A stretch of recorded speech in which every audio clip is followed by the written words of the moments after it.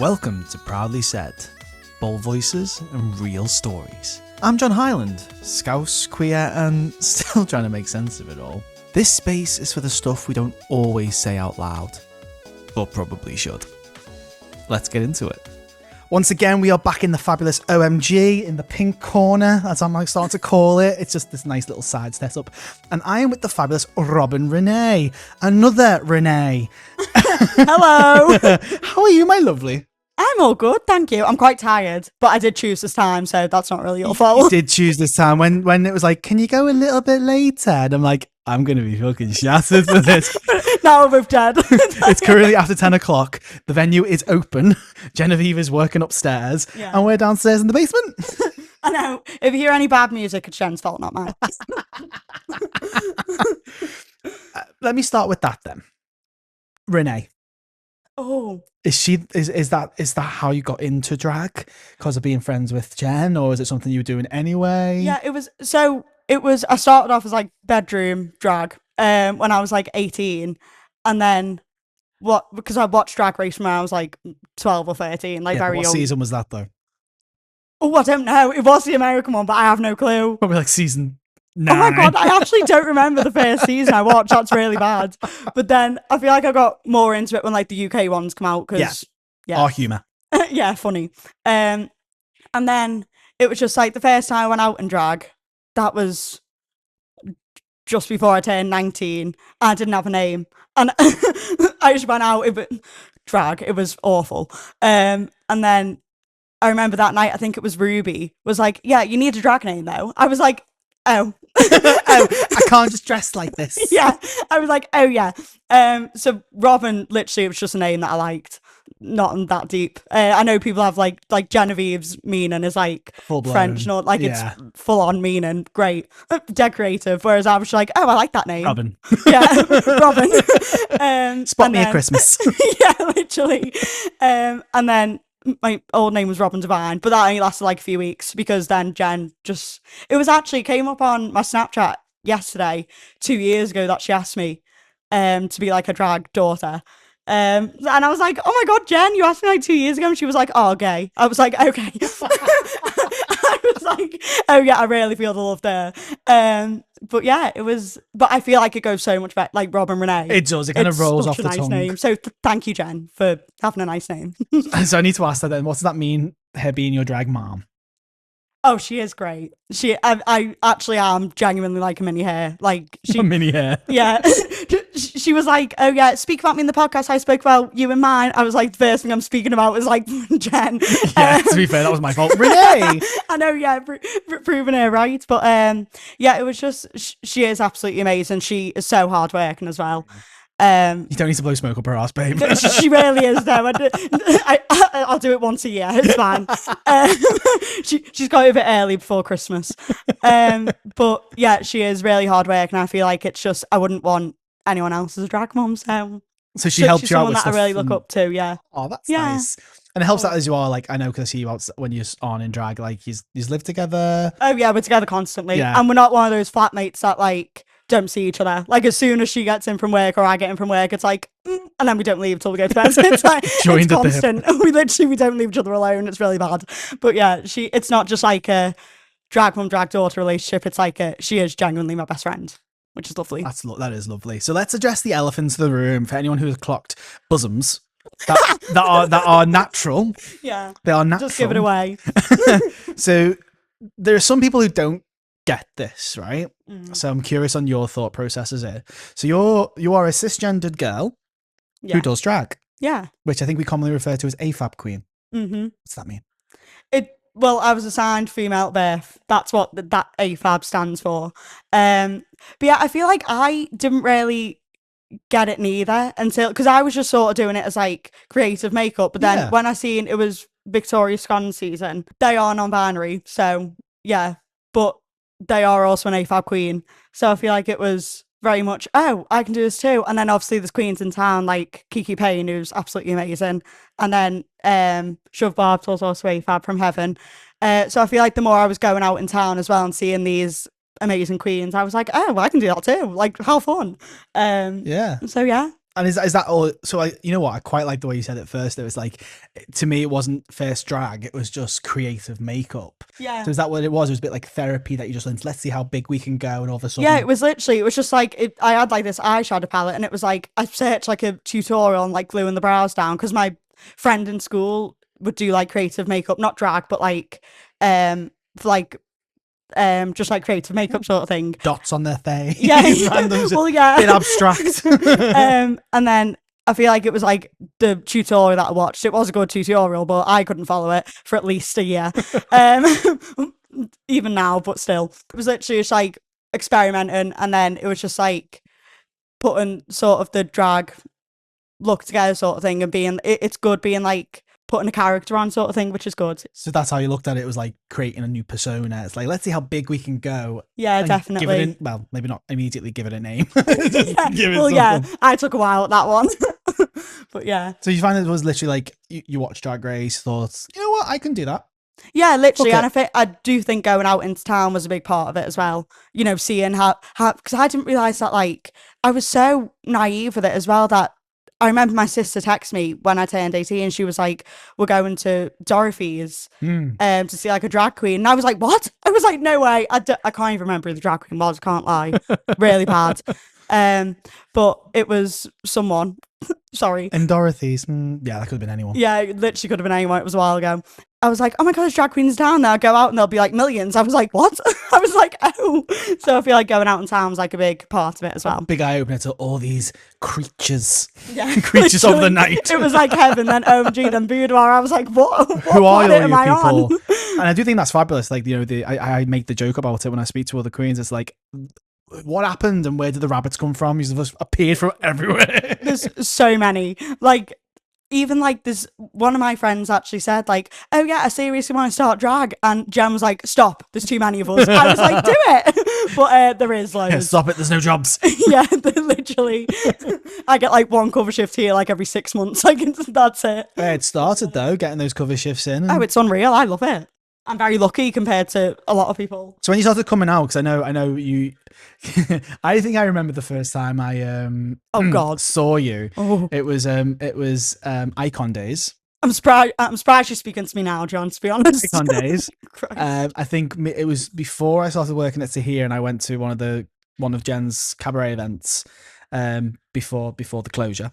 Oh, was it the what, Drag Meets Cabaret that she used to do? Yeah. I would have looked a show. And I remember you were outside. You just kept going up to people going, do you want to see a drag show? So I was like promoting it. People on the street, yeah.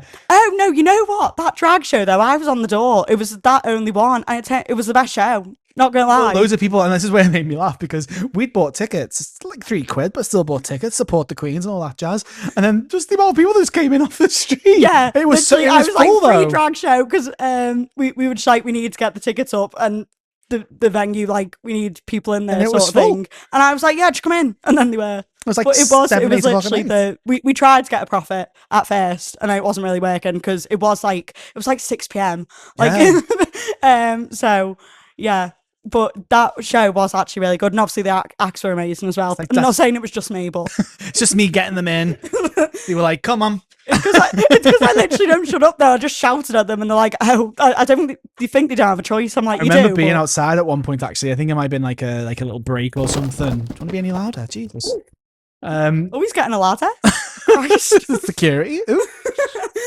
The irony is that probably hasn't got picked up, but we're like drawing attention to it. The joys of when you're in a live venue. Yeah, I can remember I was outside on like a little break or something because my friends who were there smoke or vape, whatever, because I don't. And I think you literally got like a touristy family. Like, they were clearly not English spoke it, but they clearly weren't. Like mum, dad's son and sister, son and daughter, whatever. And it was just, this is so bizarre. I'm pretty sure you got a stag doing it as well that night. Yeah, it was when I used to PR there every Friday and Saturday. And I just wouldn't, every single person who passed, I was like, you need to come in. I was like, yeah, I'll walk you down. I literally forced them all in. And then they walked back out, but I was like, either way, I did my job. I got them in. I don't care that you didn't buy a drink, but I did my job, so. You know what? Quite a few of them did, though. Like, they come in, they'd have the one drink, think this is fucking weird, and then leave, but they got the bar. Yeah, but exactly, but I did my job. I walked them to the door. Sounds, I got paid. Like, So is that when you realise, right, this is what I want to kind of do a bit more of, whether it's paid or not? What is it that you kind of want to do with it? So you've done some covering DJs. Unfortunately, my experience of your performance I was involved in. So what is it like you kind of want to do with it? I feel like it was, so it started as obviously PRing, which I did love at the time. And I feel like As Robyn. Yeah. So it was every Friday and Saturday said it was like 6 hours something as well. It was like 8 till 2. And I feel like you see everyone as well, because it's obviously a Friday and Saturday, so it is quite busy. Yeah. And it was just like actually work and then weekends, no matter what I was doing. And it's also just saying yes to stuff as well. Like obviously, as I mentioned before, I've DJ'd here, I think it's like 6 or 7 times, I don't know. And I've got a couple coming up as well. I ended up DJing in Mask, and it was actually dead scary because it's the Masquerade. Well, it was Katona. Oh, here we go. There's a lie. So, there's a lie? No, it's a big fat story that people make up. Basically, I used to be a little bit scared of Katona Madrave. Okay. Yeah. And I was genuinely scared, and I do admit it. Not scared. Do you want to go into this? She knows. She's very aware. Yeah, it's like a joke that she does every Saturday. I'm not scared of her now. But she's quite scary though. I'll she give you that. did make fun of it for a while. And even at the start of the year, she would be like, "Oh, you're scared me," and I'd be like, "No, I'm not." I was like laughing it off, but I was. But now I'm actually not. But I feel like it was just like, because it was every Saturday. Obviously, she had the busiest day in Boudoir. And it was just like, I just feel like I wasn't as chatty to her as other people, which is really weird. So I'm like, there was no reason to be like that. But she messaged me being like, "Hey, Queen." And I was like, what? Like, I screenshotted the message, sent it to Jen, went, "What does Katona want? I'm freaking out." And then Katona was like, "Do you want a DJ shift at the Masquerade to cover Carmen?" And I was like, "Yeah." I was like, "Okay." I feel like I can't say no. I was like, I'll say yes to anything. Jesus Christ. Wow. But yeah, so I DJ'd the DJ'd here. So I feel like it's just saying yes to stuff. Like obviously the events that Genevieve puts on as well. Like Eurovision was actually a highlight of what I've done. Not because of the performance I did, but that week. So it was like, at first when Genevieve mentioned it to me about doing a Eurovision event, I'm not a Eurovision type of person. I didn't really know anything about it. Yeah. So I was like, "Oh, I don't know." I was like, I don't know what I'd do. Don't know anything. I'll do the door. And then, because I feel like that's what I always say. I'm just I'll do the door. But then she was like, "No, perform." And then Shag Tagler, my Genevieve's other daughter, was like, "No, we'll do Jedward. It'll be dead funny." So I felt like I was like forced into it. I was like, "Okay, that will be quite funny, whatever." And then 2 days before, Shag had like a personal reason to like cancel. Yeah, she went back up to that wee Ireland. Yeah, she ran up to Ireland, and she was like stressing. She was like, "I'm so sorry." I was like, "It's not your fault, don't worry." Meanwhile, in here, we did the last rehearsal 2 days before, and there's a picture of Jen as you on that night where she had lipstick all around her face, and she's just stood there like that. What have you done to me? I'm like that with my hands behind my head, and it wasn't even like we weren't posing. That's just how we stood. Because I was like, I didn't know what I was going to do. I was nearly crying. I was like, the event was in 2 days. And I was like, I just don't want to do this. Like, I literally don't want to do it. And then I feel like that night, I sort of went out there and did it. And the amount, like, I don't know if people were just saying this to my face, but the amount of people that were like, "Oh, yours was like my favourite of the night," or "Yours made me laugh the most." I was like, "Oh, that's that cute." Well, I you know what? I would agree with it though, because like, one, people probably knew it because it was Jedward. And it's a bit funny, and it was, I suppose, that element of audience participation that unfortunately I had to do. I was like, "John." It was funny because I think, as you say, with Eurovision, it's either take it or leave it. It's a bit of Marmite, whereas people know Jedward. Even if they didn't know the song because it's from Eurovision, you came out with the big spiky hair. Yeah, I literally made that like that week as well. I was like, "Do you like it?" And I sent it to the group. It was like some netted like wig off Amazon. It was awful, but yeah. And then it's essentially you were making me the other one. Yeah, like the day of. I was like, "John, you're doing this." I was like, "There's no one else. You have to do it." But that's where I think it was fun though, because it was a bit of audience participation. It was a little bit different. People will have known it. Yeah, so, I didn't even know that Jedward did Eurovision. That's how uncultured I am with Eurovision. And I was still Jedward on the stage, but here we are. And I was in a wheelbarrow at some point that night. Anyway, what was that about? I saw that, but I think I was like outside when it happened. Like, what the flip hell was the wardrobe wheelbarrow about? It was my auntie's wheelbarrow. because Genevieve, once again, that week was one of the worst weeks of my life. It was awful. Genevieve was like, oh, I want to do this opening number and you need to be a puppet in a wheelbarrow. And I was like, right. I was like, well, what do you want me to do? I was in this little dress. I had to sit in a wheelbarrow with my legs open. I was like, that holding me dress. I was like, oh my God. And that was the show started with me just sitting in a wheelbarrow on the stage. I was like, what? It What can am only I go doing? downhill from here. Like, Jesus. But anyway, that actually is my favourite thing I've ever done in drag that night. Because I just feel very proud. It sounds cringe. Like, I do actually feel very proud of myself for doing it. Because Good. 2 days before I was crying in this venue on the rehearsal, so there's that. I'm dramatic, don't feel sorry for me. Jesus Christ. Okay. But yeah, I'm just gonna get a drink. Yeah, do it. Yeah, have a breath. No, I know, you take a breath. but you know what? I think that just shows, like, drag or not drag, it's like you thrust yourself into a situation that I suppose Thrust. you thrust yourself into yourself into a Anyway. situation that you wouldn't necessarily put yourself in, I suppose. Yeah, literally, because I don't sing, I don't dance, I don't really, and I don't, if it's going to be a performance, it's a comedy one, like, it's Yeah. very much trying to make a tit of myself, which is very easy for me to do anyway, but yeah. So did you get the bug from that? Are you looking to do it again? I mean, any events that Jen does, I would, if it's like if there's a chance for me to try and be funny, I will do it. Okay. But I prefer, I think my favourite thing to do is DJing, which obviously there's very much resident queens that do it, so obviously it's not like it's not easy, and I'm very lucky to do the shifts that I do. We need more gay venues. Yeah, literally. But it's just like having, like, especially the opening shifts when I cover Regina, because I'd say she is the queen that I cover the most. Take that as you mean it. But Regina. Never in. Always off. No, she actually isn't. But I just mean that shift. Sorry. I panicked then. I was like, oh God, Regina's gonna have a go. No, it's a fact. You covered it. But yeah, it's because it's like the early shift. You get like people coming in and like it's like early in the night, so it's not like too feral, which is like good. She can get to know them, sort of thing. That's also why I liked Masquerade as well.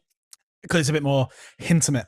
Yeah, because I've always said, like, as much as I love every gay event, the very few that we do have in Liverpool, Masquerade, I'm like, even though I actually don't go there a lot, but I've always said that I love the vibe. That, like, it is very much, if I could choose, oh no, I'm not going to say that. If I could choose, which is my favourite. Meanwhile, I'm sat in OMG with like cover shifts coming up. I'm like, yeah, if I could choose a venue, it would be Masquerade. They're all different vibes. Yeah, but I just mean that sort of vibe. What I find really interesting, just off the Masquerade point, is like when I first started going out, Masquerade was predominantly favoured by older clientele, and now it's like, I don't know if it's because of the changes in what's going on in town and the nighttime economy and all that jazz, but I know like that's on the students' route.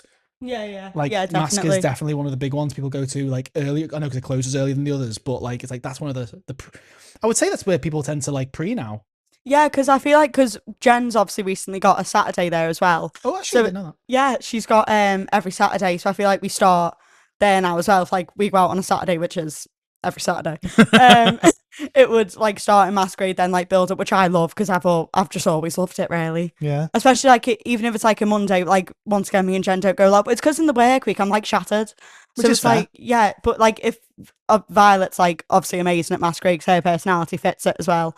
So if we go like the quiz on a Monday, that's very good as well. So I just like the quietness, like the intimacy. Is that the right word? I don't know. Yeah, intimacy. Like, yeah, because it's like cozy, it's quiet. People, if they want to, can have a little gab. Yeah. So do you like? So have you had any like commentary or not feedback? Not the right word about you doing drag as a woman whilst you're out and about. I feel like it's not as bad as what people may think. Like it's people get it straight away because they can see I have boobs and They are you can real. see my height. I'm like 5 foot nothing with big tits. So it's like it's not like I'm like I look like a man. But then so people, Rude? Are we trying to say the rest too? well, yes. But like people do guess it straight away. It's like they come in, they're like, they're real. I'm like, well, yeah. Well done. I'm not trying to hide it, do you know what I mean? Or like I do say, like, if I am DJing, I'm like, oh, by like, what song is it? Oh man, I feel like a woman. Oh, yeah. And I go, man, I am a real woman. Surprise! It's my favourite line. And then if people aren't shocked, so it's not really a surprise. But yeah, people don't really comment on it as much as what I thought they would, to be honest. I suppose. Yeah, I feel like when I was PRing, so obviously that was the corner of the street, Yeah. and it was Victoria Street as well. People would be like, ugh, but like, I think that was because I was in a wig, and I looked a show, so. I think I remember someone I was on. Who was I with? I think it was. This is a good while ago. This year, but a while ago. I was outside Boudoir. I was with someone who doesn't normally come out as much. I'm fairly sure it was you on the other side of the road by the Lisbon Ways, Yeah. with the back to us, and someone was going, "Is that a real woman over there? Is that a real woman?" And I was like, I think that's Robyn, and I think it was who was it? It was Louise was behind me. Oh yeah. And she was like, "Yeah, that's Robyn. She's a real girl." Yeah. I was like, yeah, "No, I know Robyn. I was just this person couldn't make out if it was a drag queen or a real woman." I'm like, it's both. Yeah, literally. I used to stand there in a long fur coat down to me ankles, me Converse.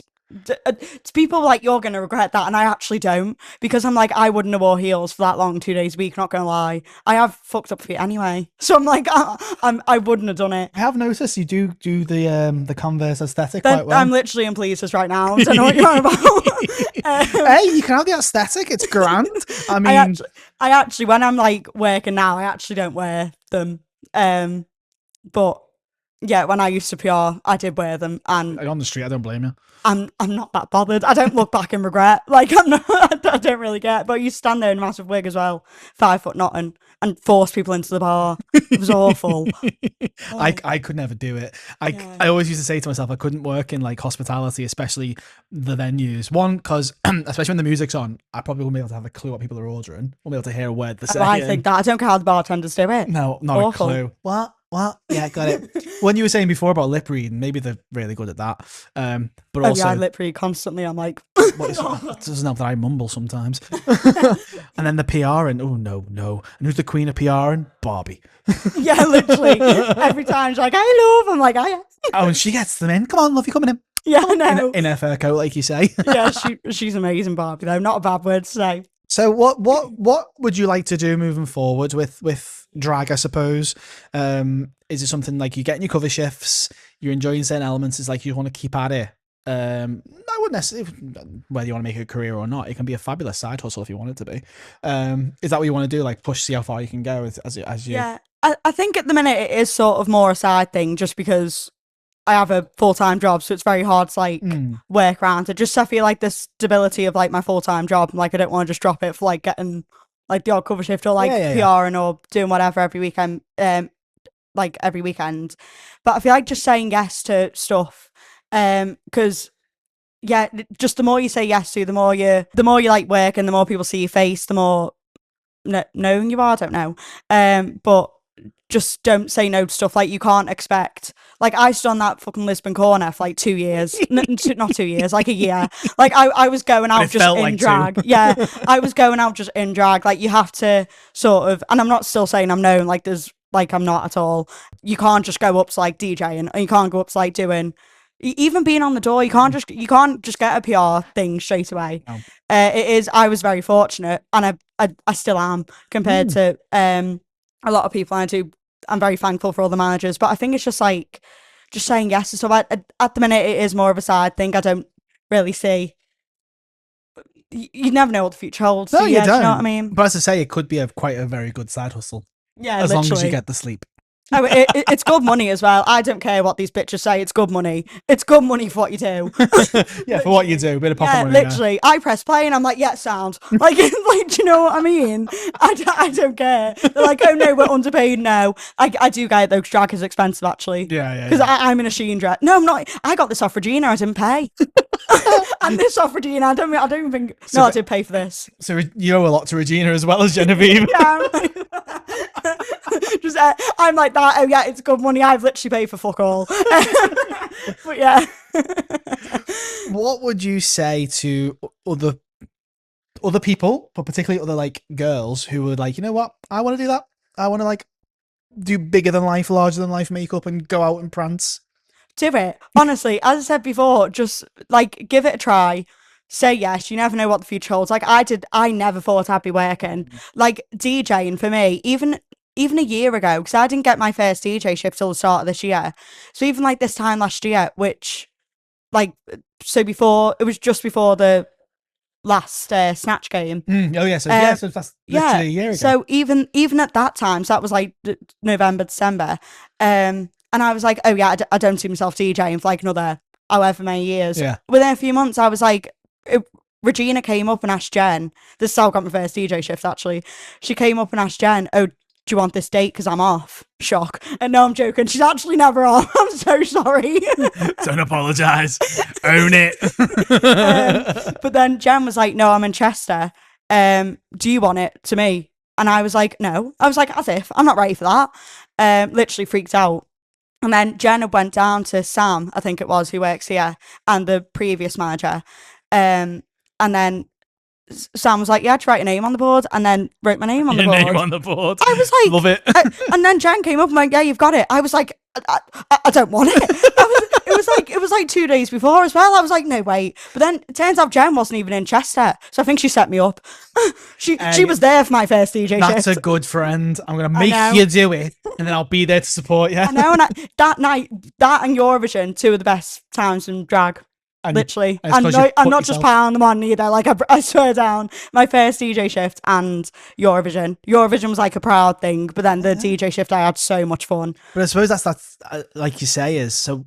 The advice to people, like, if you want to just do it. Same to you, girl. Yeah, you know literally. What? I want to try it, but I'm too scared. Fucking do it. Yeah, I literally freaked out. I was like, no, I'm not getting it. And I told Regina that night, because we went over to Boudoir, and I went to Regina, I've got it, by the way. And Regina went, well done. And high-fived me. I was like, yes. But yeah, just do it. What I'm listening here is, like, there's a fabulous little community within the Queens. Oh, there is. There really is. I feel like you need tough skin as well. Because if you are going to come out, you're probably going to look at show at first. If not, you're very lucky. Because I'm still a bit of a show like now, so it's fine. No, shush, you're fine. Thanks. Thank you. Just fine. You're fine. You're fine. You're not on camera. This is going to be forever immortalised on the internet. But yeah, it was just like, you are probably going to look show, but you've just got to be able to take criticism. Because before I started drag, I was so sensitive. It was a ball ache. It was awful, like anything that anyone's, even when I first started drag, I'd say, people would say something to me and I'd be like, they hate me. Like I obviously wouldn't show it. I'd be like, okay. But then I'd go home and I'd be like, they hate me. They're always going to hate me. I'm never doing it, blah, blah, blah. But then I'm like, I learned it very quickly to take on people's, not criticism, because they are trying to help. And is that other queens or just other people out and about? I'd say queens. Because I feel like people, you obviously do listen to, but then I'm like, you fucking try it. Do you know what I mean? You fucking try it, and you're probably pissed. Yeah. And go I'm away. just like, especially if they're drunk, I'm like, oh, leave. Like, because there's been times been DJing, they've been like, you need to do this. And I'm like, girl, you can't look in my eyes. Do I? Oh, but yeah, it's like, obviously, you do listen to people if they are being genuine, if they're your friends, but queens in particular, but you do need very thick skin because some of these are bitches. But yeah, everyone thinks they can do a little bit better. Yeah, literally. But I do love those times. So like, I bet on like the Eurovision night and things like that, when we do seem to get, which, you know, I love the fact we are getting more of these big coming togethers of queer performers. Is everyone's like, you know what, we're all in this together. Yeah, definitely. Like, it is such a community, and I feel like a lot of that is like us realising as well, us getting older, us realising that it is a massive part of our life like this gay town and going out and being with each other. Like, we do see each other more than some of us see our own families, you know what I mean? Yeah. Literally. Those like, people have like moved to Liverpool, like they don't see the family as much. So you see, like, I see like Katona every weekend, you know what I mean? I have no choice to. And she's terrified of you, apparently. Oh, no. Right, don't bring up Katona anymore. First thing that came to my head. But you do see the same faces every weekend, so you've got to be able to build some sort of, like, you need each other. Yeah. Yeah, so I suppose it is those connections, and it's like within gay life, and especially, this is a random little tangent, but like, I know drag queens in the queer community, especially the ones who work in the clubs, for the most part, especially for students who, like, this is their like home from home, and they get used to seeing the same queens all over the time, like, they become like therapists. No, literally. So you need each other to basically offload everyone's. Let me trauma dump the trauma dump. No, literally. Carmen Sutra gets a lot of that. I know every drag queen does, but Carmen tells me loads of it. Not about no, she doesn't. Not about the people's trauma, but about like she'd be like, oh, I had some man saying this, that, and the other to me. I was like, I just don't know how you do that. Because it's always Carmen. People always confide in Carmen. And like, I feel like it's because she's so smiley and so happy. It's like, she just always seems like she loves her job. People want to talk to her. Yeah, like I remember there was this one time, it was like Halloween a few years ago. And she must have been like upset about something. I wasn't really friendly with her at the time, so I didn't know. But I remember she posted on her Instagram story and she was like, sorry, I was in a bad mood. I was like, the way you have to apologise for being in a bad mood is insane. Like, you are working 8 out of 7 days a week. Like, 8 girl, out of 7 days. It's insane. Like, to be that happy every time she deserves a medal with some of the customers as well. Yeah.